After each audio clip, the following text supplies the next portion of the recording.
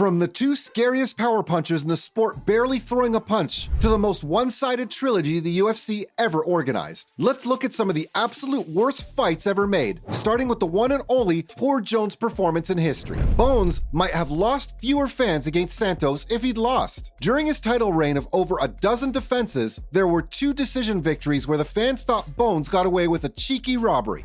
Takedown for John Jones. Not quite. No right back up to his feet.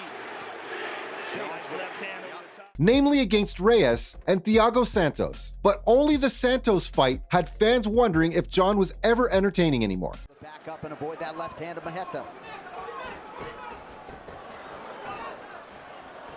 The GOAT won the fight via split decision, but that doesn't mean it was a close fight. It was a snooze fest where barely anybody threw a strike. Sure, Thiago won the first round by throwing marginally more leg kicks than the champ, but his leg gave out early in the second. And John is a ruthless guy. He began attacking the leg with the damaged ACL with devastating oblique kicks, keeping his distance so he can blast Thiago with power kicks to the body, and successfully avoiding the one-punch knockout power that was Thiago's best weapon. It almost looked like John realized Santos hurt his leg and wasn't motivated to finish him, or even put himself at risk to score points. Staying ahead on the points in what looked like a slow sparring match with a hobbled fighter made John look like a clown. And he forced John to switch stances. Strong body kick. Right up the elbow, though. Why he didn't go after the wounded prey in Santos is beyond me, and even though it was clear John won the fight, his invincible aura seemed to have evaporated and left behind a fighter too scared to attack, and the fans hate nothing more than a coward. The judges could very easily be giving him this round, and this could be the deciding round. Our next entry made it on the list for the exact same problem, only this time, the inactivity was even more disappointing. When Ngannou and Lewis clashed, a knockout should have been guaranteed. I'm dead serious here. I felt absolutely cheated having bought a ticket to see Derek Lewis, the man with the most knockouts in UFC history, take on Francis Ngannou, a power puncher even by heavyweight standards. But that's all they're looking for is speed and power. They're not setting it up with movement. That's what feints will do.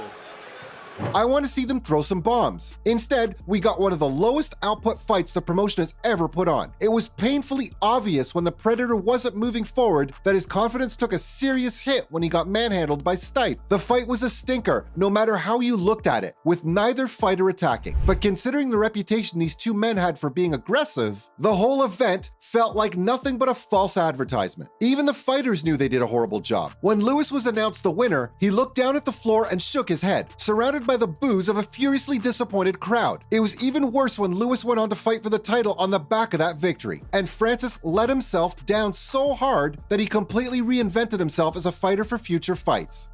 Francis Ngannou has arrived! That's what we were talking about. The only thing that would have made the fight worse was if it had been for a championship. Like the time Yoel Romero tanked his last championship opportunity in the UFC. Izzy's first defense against the Cuban is his worst title fight to date. This fight had so much potential, which is why it hurt even more when the two refused to throw any strikes in all 5 rounds. Not from Romero. Starting to fight better.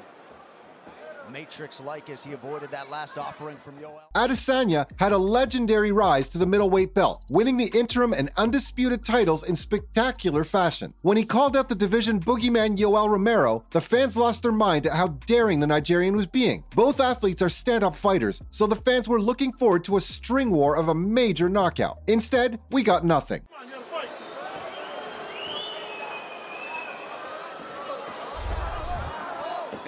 The two decided to sit back and rely on their counterpunching ability, but neither initiated an exchange. There were times Yoel just stood still, trying to bait Israel into throwing a strike he never threw. Once the champion felt Romero's power early in the fight through an overhand right flush to the face, he kept his distance all night and fired leg kicks to score points, winning the fight on the judges' scorecards. If this was the worst men's championship fight the UFC's ever put on, then Thug Rose's last fight has to be the worst on the female roster. It felt like cheating to call anybody the winner in Namajunas versus Esparza 2. Now we can start applying pressure. She's trying to Yes. so sometimes fake. She throws a hook, come right underneath it, but that's... After the beautiful head kick finish that won Rose her belt back and the 5-round war against Zhang Weili, fans were expected Thug Rose to blow through Carla, or at the very least, put up a fight or throw a punch. But I still don't understand why the natural brawler in Rose just shut down that night. Carla seemed a little salty afterward at not getting credit for avoiding all of Thug's strikes, but I'd call that defense, running from a fight considering she never established any offense of her own. It's very rare to see a fighter look that disappointed after winning an undisputed championship, but I don't blame Carla. Her crowning moment would forever be remembered by the shower of boos from the crowd, even if it was clear she won the fight. Even the commentators were annoyed at how little the fighters seemed to have tried to make the fight entertaining. Personally, this was a major blow to women's MMA in general, because the sport had finally begun headlining events with female fighters. Well, Rose... Oh! Another knockdown! Rose Namajunas trying to close the show! And they were putting on shows just as good as the men. But such a horrible fight at the highest level gives critics the ammunition they need to take away from how far the sport has come.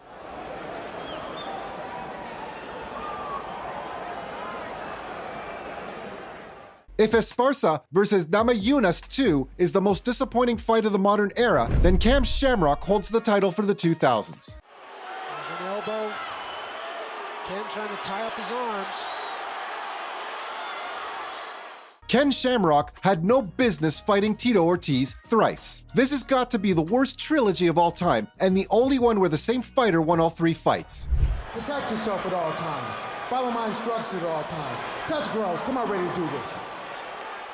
Rivalries were so hard to come by back then that the UFC booked a rematch for Shamrock despite him getting brutally finished. And when the referee seemed to stop the second fight a few seconds too early in the second fight, Dana White booked a third one straight away. By this time, the fans were used to the disappointing sight of Ortiz completely overwhelming Shamrock and finishing him in the first round. But a one-sided beatdown that's repeated thrice for a championship isn't a gimmick the fans were ever going to get behind.